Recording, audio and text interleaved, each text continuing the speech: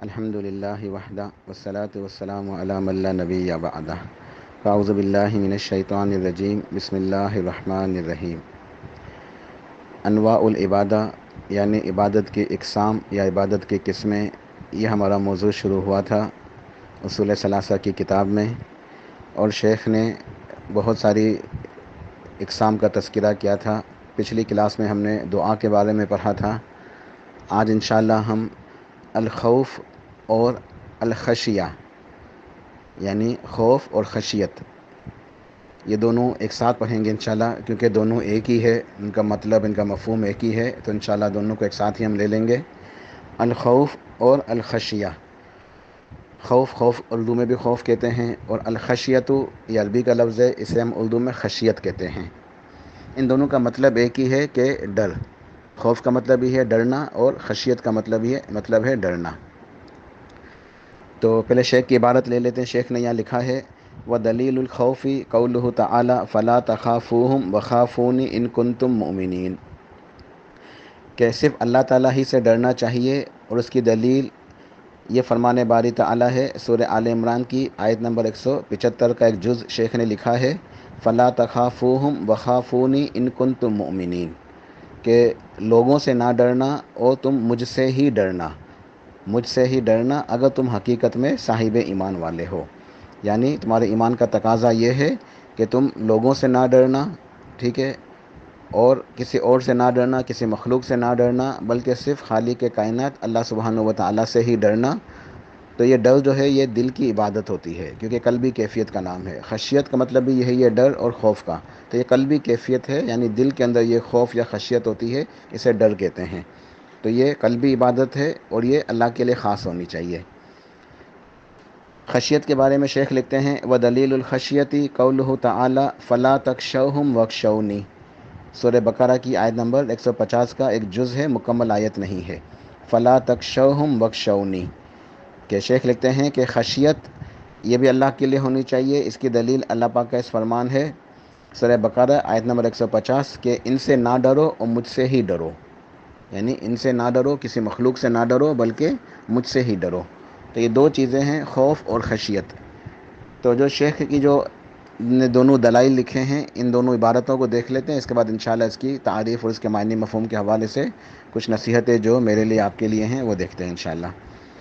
تو خوف کی دلیل شیخ نے لکھی ہے سورہ آل عمران آیت نمبر 175، مکمل آیت لیتے ہیں انشاءاللہ۔ آیت نمبر 175 سورہ آل عمران، انما ذالکم الشیطان یخوف اولیاءہ فلا تخافوہم وخافونی ان کنتم مؤمنین۔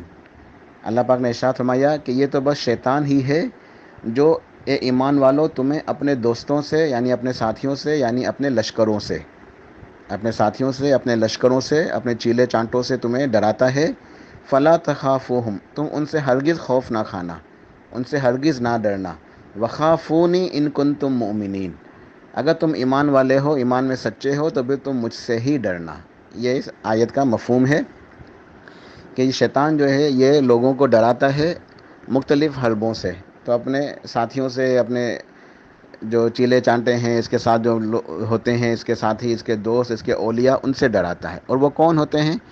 وہ ہوتے ہیں شیاطین من الجن اور شیاطین من الانس، کہ شیطان جو ہے یہ جنوں انسانوں دونوں کے اندر ہوتے ہیں۔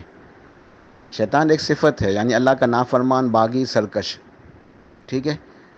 تو شیطان جو ہے یہ ویسے تو ابلیس شیطان ہے، وہ جنوں میں سے ہے، لیکن ہر جن جو ہے وہ شیطان نہیں ہوتا۔ جنوں کے اندر اچھے جن بھی ہیں، نیک جن بھی ہوتے ہیں، اللہ کی عبادت کرنے والے، توحید پرست، ٹھیک ہے۔ تو جنات جو ہیں ان کے اندر بھی شیاطین ہیں، اور انسانوں کے اندر بھی ہوتے ہیں۔ انسان بھی اچھے ہوتے ہیں، برے ہوتے ہیں۔ تو کچھ انسان جو ہے وہ ان کے ایجنٹ بن جاتے ہیں، انہیں کہتے ہیں شیاطین من الانس۔ تو یہ شیطان جو ہے یہ لوگوں تمہیں اپنے دوستوں سے ڈرائے گا، اپنے لشکروں سے، اپنے ساتھیوں سے ڈرائے گا، مختلف طریقوں سے تمہیں دین کے اوپر چلنے سے روکے گا، طرح طرح تمہارے دل کے اندر خوف پیدا کرے گا، وسوسے ڈالے گا، اندیشے پیدا کرے گا۔ تو اس کے بعد مختلف حیلے ہیں، مختلف حربے ہیں کہ تم نیکی کے راستے پہ نہ چلو، اللہ کی اطاعت نہ کرو، دین کے مطابق زندگی نہ گزارو۔ تو شیطان تمہیں ڈرائے گا دین کے اوپر عمل کرنے سے، اپنے ساتھیوں کے ذریعے، لیکن تم اس سے نہ ڈرنا. اللہ پاک نے فرمایا کہ تم مجھ سے ڈرنا اگر تم ایمان والے ہو. لہٰذا پتہ یہ چلا کہ جو ایمان کا تقاضا ہے یہ خوف ہے کہ خوف دل کے اندر اللہ کا ہونا چاہیے. لہٰذا انسان کو کسی مخلوق سے، شیطان سے نہیں ڈرنا چاہیے، بلکہ ان سے بچنے کے لیے تعوذ کے اذکار اس کی جو نا پابندی کرنی چاہیے، اللہ کی حفاظت میں آ جائے. اعوذ باللہ من الشیطان الرجیم، اعوذ بکلمات اللہ التامات من شر ما خلق. تو انسان جو ہے کل اعوذ برب الفلق، کل اعوذ برب الناس، یہ سب تعوذ ہے اللہ کی حفاظت میں آنا. ٹھیک ہے. تو شیخ نے یہاں جو ہے نا دلیل لکھی وہ سورہ آل عمران کی آیت نمبر 175. پھر خشیت کے بارے میں شیخ نے دلیل لکھی سورہ بقرہ آیت نمبر 50، فلا تخشوہم واخشونی، کہ ان سے ہرگز نہ ڈرنا. خشیت ان سے یعنی یہ بھی ڈر کے مقام میں ہے کہ ان سے نہ ڈرنا، بلکہ واخشونی، مجھ سے خوف کھانا، مجھ سے خشیت، تمہارے دل میں خشیت میری ہونی چاہیے. تو اب یہ اللہ تعالیٰ نے دونوں لفظ استعمال کیے قرآن پاک میں، خوف بھی اور خشیت بھی، اور دونوں کا مطلب ایک ہی ہے. ٹھیک ہے. خوف کہتے ہیں ایسا خطرہ یا ایسا اندیشہ جس میں ہلاک ہونے یعنی ہلاکت، نقصان یا کوئی ایذا، کوئی تکلیف پہنچنے کا خدشہ ہو، تو اسے خوف کہتے ہیں. اور خشیت سے بھی یہی مراد ہے کہ کسی کی عظمت اور جلالت اور کامل غلبے کا علم رکھتے ہوئے اس سے ڈرنا. ٹھیک ہے. ان کے اندر ایک فرق بھی ہے، مطلب دونوں کا ایک ہی ہے کہ کوئی نقصان نہ پہنچ جائے، اور کوئی ہلاکت، کوئی نقصان، کوئی تکلیف، اس سے بچنا، اس سے خوف کھانا، اس سے ڈرنا. ٹھیک ہے. لیکن خشیت اور خوف میں کچھ فرق ہے، اور فرق کیا ہے کہ خوف جو ہے یہ بھی ڈر ہے، تو یہ بھی اللہ کے لیے ہونا چاہیے، قلبی عبادت ہے. خشیت بھی ڈر ہے، یہ بھی قلبی عبادت ہے، اللہ کے لیے ہونی چاہیے. لیکن خشیت کا جو مقام ہے وہ خوف سے زیادہ اونچا ہے. خشیت کا مقام خوف سے زیادہ اونچا ہے، کیونکہ خشیت سے مراد ہوتی ہے ایسا ڈر جس کے اندر انسان کسی ہستی سے ڈرتا ہے تو اس کی عظمت، اس کی جلالت، اس کی قدرت کا علم رکھتا ہے. اس کو پتہ ہے کہ یہ کامل غلبے والی ذات ہے، اس کے بعد حکومت ہے، سلطنت ہے، قدرت ہے. تو کسی کی عظمت کو پہچانتے ہوئے اور اس کی معرفت رکھتے ہوئے کہ یہ پتہ ہے کہ ہمارے اوپر قدرت رکھتا ہے، یہ ہمیں یہ نقصان پہنچا سکتا ہے، یہ جو ہستی ہے جس سے ہم ڈر رہے ہیں یہ ہمیں نقصان پہنچا سکتی ہے. یہ تو اگر ہمیں اس کی ذات کا علم ہوگا، اس کی معرفت ہوگی، تو یہ ڈر خشیت کہلاتا ہے. اور خوف ہوتا ہے ایسا ڈر کہ ہم کسی سے ڈریں لیکن یہ پتہ نہ ہو کہ وہ ہمارے لیے کیا نقصان کا باعث بن سکتی ہے. وہ کوئی ایسی ہستی جو ہمیں نقصان پہنچا سکتی ہے، کوئی ایسی ذات ہے، کوئی ایسی ہستی ہے جس سے ہم ڈر رہے ہیں، وہ ہمیں نقصان پہنچا سکتی ہے، لیکن ہم اسے جانتے نہیں ہیں کہ وہ ہمیں کیا نقصان پہنچا سکتی ہے. اس کے بارے میں پتہ نہیں اس کی قدرت کتنی ہے، اس کے اختیارات کتنے ہیں، اس کی طاقت کتنی، یہ ہمیں نہیں پتہ. لیکن خشیت میں کیا ہے کہ خشیت میں ہمیں پتہ ہوتا ہے کہ ہاں یہ بہت طاقت والی ہے ذات، یہ ہستی، یہ ذات، یہ بہت قدرت والی ہے، یہ ہمیں نقصان پہنچا سکتی ہے. تو یہ خشیت ہے. تو خشیت کا جو مرتبہ جو ہے یہ خوف سے اوپر کیوں ہے؟ کیونکہ اس کے اندر علم ہے، معرفت ہے. اس کی دلیل سورہ فاطر کی آیت نمبر 28 ہے، انما یخشی اللہ من عبادہ العلماء. اللہ پاک نے ارشاد فرمایا کہ یقیناً میرے بندوں میں تو، اللہ پاک ارشاد فرماتے ہیں کہ مجھ سے ڈرنے والے میری خشیت، یہاں خشیت کا لفظ استعمال ہوا ہے، خوف کا نہیں. انما یخشی اللہ من عبادہ العلماء، کہ میری خشیت رکھنے والے، اللہ پاک فرماتا ہے کہ وہ تو میرے بندوں میں سے وہ ہیں جو علماء ہیں، جو علم رکھتے ہیں، جو میری معرفت رکھتے ہیں، مجھے پہچانتے ہیں، انہیں عقیدے کا علم ہے، انہیں توحید کا علم ہے. توحید اسماء و صفات خاص طور پر، یا مراد توحید اسماء و صفات ہے، کہ جو انسان بھی اللہ تعالیٰ کی توحید اسماء و صفات کا علم رکھتا ہے، اللہ کی صفات کے بارے میں جانتا ہے، اللہ کی صفات کو پہچانتا ہے، وہ علم حاصل کرتا ہے، تو اس کے دل کے اندر اللہ کی عظمت آتی ہے، دل کے اندر اللہ کی جلالت آتی ہے، اللہ کا تقدس، اللہ کا احترام. وہ جانتا ہے، اللہ کو پہچانتا ہے کہ ان اللہ علی کل شیء قدیر، کہ اللہ تعالیٰ ہی مکمل ہر طرح کی قدرت رکھنے والی ذات ہے، اللہ ہی غلبے والی ذات ہے. وَهُوَ الْقَاهِرُ فَوْقَ عِبَادِهِ. وہ اللہ کی صفات کو پہچانتا ہے تو پھر وہ اس پہچان کے ساتھ، علم کے ساتھ اللہ سے ڈرتا ہے، جو خشیت ہے جس کا مقام خوف سے اوپر ہے. ہیں دونوں عبادت ہے، لیکن خشیت میں زیادہ اجر و ثواب ہے، کیونکہ خشیت کے اندر اللہ کی پہچان ہے، اللہ کی ذات کا علم موجود ہے. تو یہ دونوں کے اندر ایک فرق ہے. اب یہ خوف کس کس طریقے سے ہوتا ہے، یعنی اس کے کیا کیا مختلف شکلیں ہیں یا صورتیں ہیں، یا اس کے کیا کیا اقسام ہیں، تو اس بات کو بھی سمجھنے کی ضرورت ہے، کیونکہ یہ عبادت کا معاملہ ہے تو یہ اہم ہے. ایک ہوتا ہے ظاہری خوف، کہ کوئی شخص کسی کا خوف اور ڈر رکھتے ہوئے اسی کی عبادت کرے، تو یہ ہے ظاہری خوف، اور یہ صرف اور صرف اللہ ہی کا حق ہے. کسی اور کے ساتھ اس طرح ڈرنا جائز نہیں ہے. کوئی دوسرا انسان اگر کسی اور سے اس طرح ڈرے گا اللہ کے علاوہ تو یہ شرک اکبر ہوگا. چھوٹا شرک نہیں ہوگا، شرک اکبر، بڑا والا بہت بڑا شرک ہوگا یہ. شرک اکبر جو ہے وہ پتہ ہے کہ ہمیشہ ہمیشہ کے لیے جہنمی ہو جاتا ہے انسان.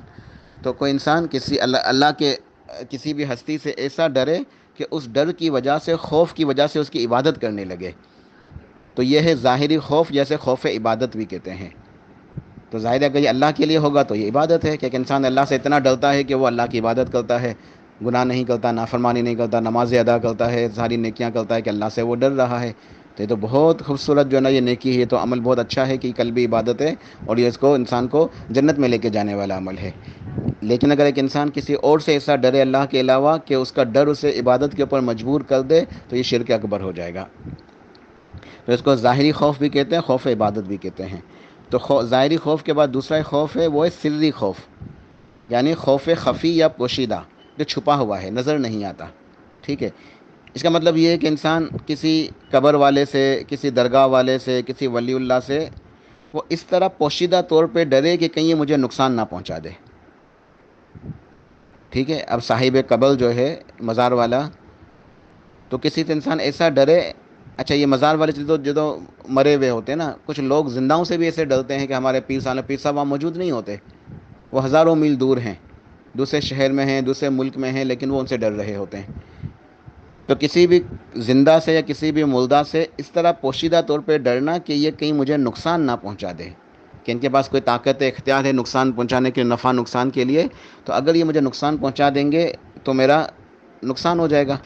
تو یہ خوف جو ہے یہ ہے سری خوف یا پوشیدہ جو ہے نا وہ خوف، اور یہ بھی شرک ہے. مثال کے طور پہ سے سمجھانے کے چند مثالیں دیتا ہوں کہ گاؤں کے اندر جو بھولے بالے لوگ ہوتے ہیں جنہیں بیچاروں کو دین کا کچھ پتہ ہی نہیں ہوتا، عقیدے کا علم نہیں ہوتا ہے، نہ دنیا کی سمجھ ہے نہ دین کی سمجھ ہے، یہ لوگ شیخ عبدالجیلانی رحمہ اللہ، اللہ کے نیک بندے تھے، تو ان کے علماؤں نے ان کو اس جو ہے نا وہ خرافات و بدعت والے جو ہے نا وہ مذہب کے اندر جو ہے نا یہ باتیں ان کی داخل کر دی ہیں کہ شیخ عبدالقادر جیلانی رحمہ اللہ کے نام کی نظر نیاز کرنی ہے، ہر مہینے چاند کی 11 تاریخ کو تم نے جو ہے نا وہ، اگر تمہارے پاس بھینسیں ہیں، تم جو ہے نا وہ دودھ بیچتے ہو، جیسے گاؤں کے اندر لوگ اسی طرح کے پیشوں کو اختیار کرنے، مویشی وغیرہ ہوتے ہیں، تو تم نے پورے 11 گلاس جو ہے خالص دودھ جو ہے نا وہ تم نے شیخ کے نام کی نیاز کرنی ہے. یہ 11ویں کی نیاز ہے. تو اگر کوئی یہ لوگ یہ سمجھتے ہیں کہ اگر ہم جو ہے نا یہ 11 گلاس میں سے ایک گلاس بھی کم کر دیں گے ہماری بھینس مر جائے گی. تو یہ خوف، یہ ڈر، یہ شرک ہے، یہ پوشیدہ شرک ہے.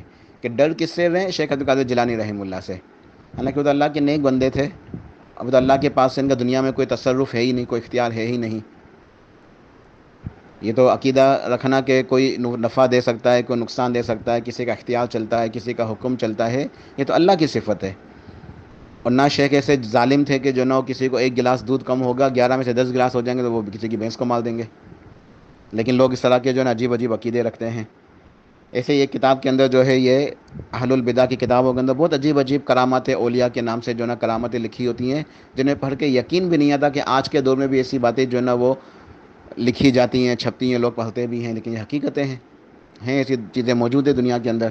تو ایک کتاب کے اندر لکھا تھا کہ ایک مرید نے اپنے جو ہے نا پیر صاحب کو وضو کے لیے پانی دیا لوٹے میں، تو لوٹے کا جو ٹونٹی ہوتی ہے، لوٹے کی ٹونٹی، اس کا منہ قبلے کی طرف نہیں رکھا تھا. تو پیر صاحب کو جلال آ گیا، تو انہوں نے جو ہے نا ایک جلالی نظروں سے جو ہے نا اپنے مرید کو دیکھا غصے سے، تو وہ مرید جو ہے ان کی جلالی نظروں کی تاب نہیں لایا اور جل کے بھسم ہو گیا. اب ہم اسے کہیں کہ یہ کیا بات ہو گئی؟ یہ تو قاتل ہے، یہ پیر کہاں سے ہو گیا؟ اس نے تو جو ہے نا وہ اپنے مرید کو بیچارے کو مار دیا. اور قصور کیا تھا مرید کا کہ صرف وہ لوٹے کی ٹونٹی جو ہے نا اس نے وہ قبلے کی طرف نہیں کی تھی. آج کل لوگ وائرل ہوا ہے نا وہ کیلے کا منہ قبلے کی طرف کرنا، باپو جانے کی کرامت. تو یہ چیزیں حقیقت ہے، عجیب عجیب چیزیں جو ہے نا لوگوں کے اندر جو ہے نا یہ پھیلی ہوئی ہیں. تو وہ جواب کیا دیتے؟ نہیں، تمہیں یہ تو جو ہے نا یہ تصوف کے راز ہیں، یہ ہمارے اولیاء کرام کی باتیں ہیں، تم وہابی ہو، تم لوگ نہیں سمجھ سکتے ان چیزوں کو. یہ تو جلالی نظر ہے نا، ان کی جمالی نظر بھی ہوتی ہے. ایک نظر جلالی ہوتی ہے، ایک جمالی بھی ہوتی ہے. وہ تو جلالی نظر سے دیکھا تو مرید جل گیا، جمالی نظر سے دیں گے دوبارہ زندہ ہو جائے گا، کیا مسئلہ ہے، دوبارہ زندہ کر دیں گے. تو بہرحال عجیب عجیب جو ہے نا یہ اس طرح کی بے سروپا چیزیں یہ دین کا حصہ بن جاتی ہیں. آپ لوگوں نے دیکھا ہوگا اکثر، یا سنا ہوگا یا جانتے ہوں گے شاید، کہ لوگ جب درگاہوں پہ جاتے ہیں، مزاروں پہ جاتے ہیں، تو جاتے تو نارمل ہیں پاؤں سے چلتے ہوئے، لیکن جب وہ حاضری دے دیتے ہیں دربار کے اوپر، جب واپس آتے ہیں تو الٹے پاؤں آتے ہیں۔ الٹے پاؤں کیوں آتے ہیں؟ کہ کہیں جو ہے نا پیٹھ جو ہے نا وہ مزار کی طرف نہ ہو جائے، مزار کی طرف پیٹھ ہو جائے گی تو بابا ناراض ہو جائے گا۔ تو بس یہ بابا کی قبر کی بھی اتنی یعنی کہ جو ہے نا اہمیت ہے، اتنی اس کی تعظیم ہے کہ اس کی طرف جو ہے نا وہ پیٹھ نہیں ہونی چاہیے۔ حالانکہ مسلمان مومن جو ہے ایمان والے حج عمرے کے لیے جاتے ہیں تو خانہ کعبہ کا طواف کرتے ہیں، وہاں سے گزرتے ہیں، کتنی مرتبہ پیٹھ جو ہے وہ خانہ کعبہ کی طرف ہوتی ہے تو کچھ بھی نہیں ہوتا۔ لیکن یہاں جو ہے نا وہ مزار سے الٹے پاؤں چلتے ہوئے آتے ہیں کہ بابا کو پیٹھ نہ ہو جائے ورنہ بابا ناراض ہو جائے گا۔ تو یہ جو ڈر ہے یہ سری خوف ہے، اور یہ بھی شرک ہے۔ اس میں ایک بات اور بھی سمجھنے کی ہے کہ یہ تو چلو اب وہ عبادت کے حوالے سے تھی، دنیاوی امور کے اندر بھی جو ہے نا لوگ جو ہے نا گناہ کرتے ہیں، حرام کرتے ہیں اور ڈرتے ہیں۔ کس چیز طرح کہ مثال صرف سمجھانے کے لیے مثال دے رہا ہوں کہ اگر والدین کو ایسا حکم دیتے ہیں جو خلاف شرع ہے، یعنی اللہ کے حکم کے خلاف ہے، اور کوئی شخص جو ہے وہ ماں باپ کے ڈر کی وجہ سے اللہ کی نافرمانی کرتا ہے، تو یہ بھی گناہ ہے، یہ بھی حرام ہے۔ مثال کے طور پر امی نے حکم دے دیا کہ چلو بیٹا یہ کام کرتے ہیں، حالانکہ وہ کام غلط ہے شریعت کی روشنی میں، تو بیٹا سے ماں کے ڈر کی وجہ سے وہ کام کے اندر شریک بھی ہو جائے، پھر ماں کہہ دے کہ بیٹا ابو کو نہیں بتانا، اور اگر ابو پوچھے تو جو نا وہ جھوٹ بول دینا۔ تو اسے سمجھانے کے لیے کہ مسئلہ سمجھ میں آ جائے، میں یہ نہیں کہا کہ والدین ایسا کرتے، سمجھانے کے لیے، ٹھیک ہے۔ تو اب یہ کہ اگر بچے نے ایسا کر دیا اور پھر کیا ہوا، والد صاحب نے پوچھا تو اس نے جھوٹ بول دیا کہ اماں نے یہی سمجھایا ہوا تھا، تو یہ ایک تو جھوٹ بولنے کا گناہ، اور پھر وہ جو اللہ کی نافرمانی کی گناہ، یہ سب کس وجہ سے؟ والدہ کے ڈر کی وجہ سے۔ تو یہ بھی جو ہے نا یہ گناہ ہے، یہ بھی حرام ہے، یہ بھی جائز نہیں ہے، ٹھیک ہے، کہ وہ والدہ کا ایسا ڈر ہے دل کے اندر کہ وہ اللہ کی نافرمانی کر رہا ہے، یہ بھی شرک ہے۔ ان باتوں کو کوئی سمجھتا نہیں ہے۔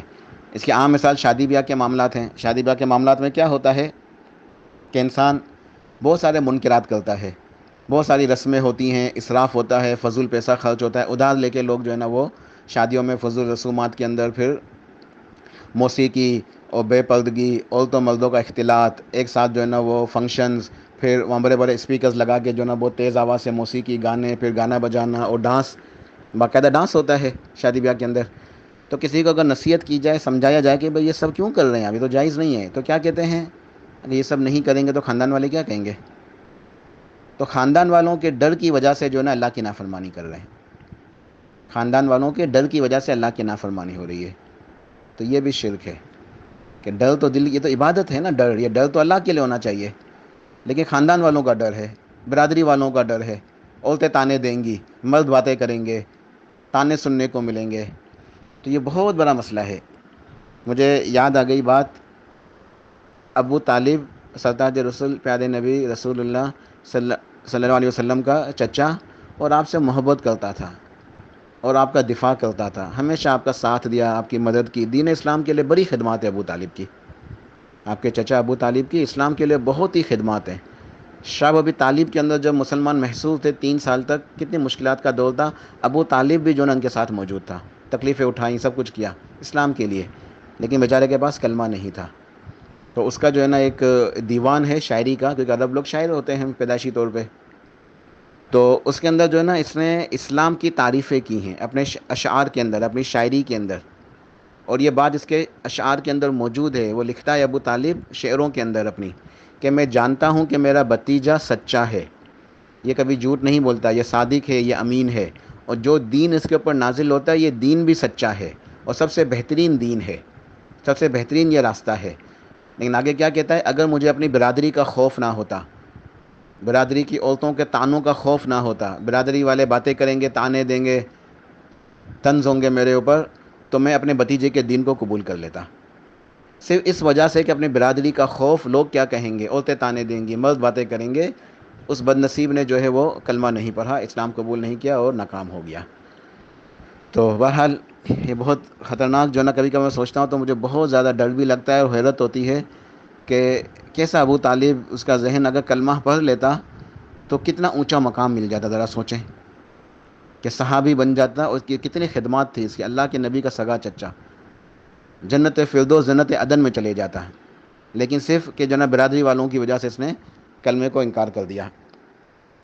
تو بہرحال آخری بات، ایک ہوتا ہے نیچرل طبعی خوف، یعنی ایک قدرتی خوف، یہ نیچرلی یا قدرتی طور پہ انسان کے دل میں ہوتا ہے، جسے طبعی یا قدرتی یا نیچرل خوف کہیں گے، اور اس کا جو نا عبادت سے کوئی تعلق نہیں ہے، اس کا شرک کے مسائل سے کوئی تعلق نہیں ہے، ٹھیک ہے، اس لیے یہ قابل ملامت نہیں ہے، اس کے اندر کوئی ٹینشن والی بات نہیں ہے، ڈرنے والی بات نہیں ہے، ایک نیچرل چیز ہے، جیسے انسان کسی درندے سے ڈرتا ہے، سانپ بچھو وغیرہ سے، یا چلو سانپ بچھو وغیرہ جنگلوں میں ہوتے ہیں، آج کل تو ہم لوگ کمزور لوگ ہیں، ہم لوگ گھر میں چھپکلی آ جائے، چوہے آ جائے، اس سے بھی ڈرتے ہیں، تو یہ خوف جو ہے یہ عبادت کے جو ہے نا وہ زمرے میں نہیں آتا، یہ عبادت نہیں ہے، ٹھیک ہے، یہ ایک نیچرل خوف ہے، لوگ حادثات سے ڈرتے ہیں، آگ میں جلنے سے، پانی میں ڈوب جانے سے، تو یہ جو اس طریقے سے جو چیزیں ہوتی ہیں یہ نیچرل ہوتی ہیں، یہ قدرتی خوف ہوتا ہے، تو اس خوف کے اندر جو ہے نا کوئی عبادت والا معاملہ نہیں ہے، لیکن یہ مومن کو ویسے بہادر ہونا چاہیے، ٹھیک ہے، ایسے ان چیزوں سے بھی نہیں ڈرنا چاہیے، اللہ کے اوپر توکل ہونا چاہیے، بھروسہ ہونا چاہیے، ان چیزوں کا مقابلہ کرنا چاہیے، بہرحال لیکن یہ طبعی جو خوف ہوتے ہیں، قدرتی خوف، یہ شرک نہیں ہے، یہ گناہ نہیں ہے، ٹھیک ہے، اس کے اندر کوئی گناہ والی بات نہیں ہے، تو اصل نصیحت آپ کے لیے میرے لیے یہی ہے کہ ہم اللہ ہی سے ڈریں اور اس کے ڈر سے خوب کثرت سے نیکیاں کریں اور گناہوں سے بچیں، یہ ہے اصل خوف کی حقیقت، کہ انسان جو ہے وہ گناہوں سے بچ جائے اور نیکیاں کرنے لگ جائے۔ اللہ پاک توفیق عطا فرمائے۔ السلام علیکم ورحمۃ اللہ وبرکاتہ۔